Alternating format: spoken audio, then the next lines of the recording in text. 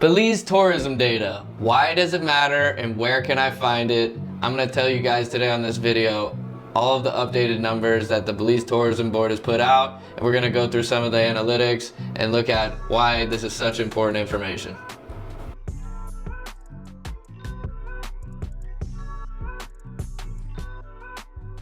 So today we're going to be highlighting 4 major metrics when it comes to analyzing Belize tourism statistics. Those are going to be overnight arrivals, visits by destination, occupancy and average daily rates, and RevPAR, which is revenue per available room. And then we're going to compare those numbers to 2019, which was the best year for us in tourism, and see how we're comparing in today's market. So let's start by taking a look at the overnight arrivals. So we're looking at the number of people arriving into Belize as tourists for at least one night stay. And so in July of this year, 80% of those arrivals are coming into Goldson International Airport, which currently offers direct flights from 28 airports around the world and 13 different airlines.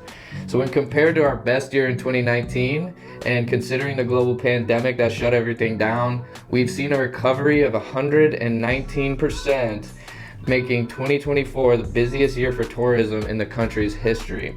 And when you compare that to 2023, we've seen a 23% increase in overnight arrivals year over year. This is a key indicator on how the tourism industry is growing in Belize. When you're analyzing the market, it's definitely one of those points you should keep your eye on. Now let's take a look at visits by destination. The entire country of Belize is beautiful, and there are so many different locations and natural habitats to visit while you're here. But the reason we're taking a look at this data broken down by destination is that it indicates where most of the tourism is heading.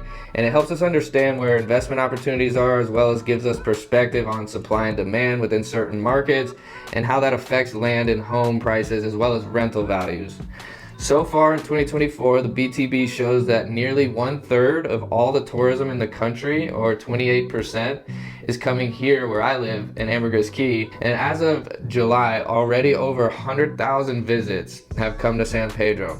Our sister island, Caye Caulker, has also seen an increase in tourism, absorbing about 13.8% of the tourism in the country, which makes it the 3rd largest tourism destination, right behind the district of Cayo, which is a beautiful area located on the mainland and sees about 14.6% of all the tourism in the country. When you compare the size of Cayo to that of the islands, it's significantly larger, which implies that there's much less land to sell and nearly double the amount of tourism. So these land and home values in Ambergris Caye and Caye Caulker are bound to continue to increase as the government continues to expand its presence in the Caribbean tourism scene. The third and possibly the most important data point that we're going to look at is the average occupancy and average daily rates based on our market. For the sake of this video and to save you guys time, we're only going to look at Ambergris Caye here today, but if you want more statistics on other areas of the country, you can find all that information in the website below, and we'll also leave a link to their website in the description of the video. As of this year, there are 2,662 registered rental units in Ambergris Caye, and that includes everything from the most luxurious rentals to the backpacker priced rentals. In 2019, we saw an occupancy rate of 33.6% for the year in Ambergris Caye and 46% occupancy through June of 2019. The average occupancy rate this year as of June is at 56.2%.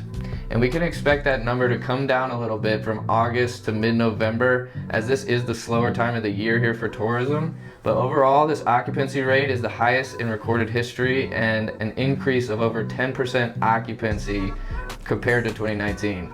The average daily rate in Ambergris Caye is currently at $270.21 US as of June, whereas in 2019, the average daily rate through June was at $224.63. So nearly a $50 US increase in the nightly rental market, which is some really good growth. Finally, I want to touch on one last metric known as RevPAR, or revenue per available room.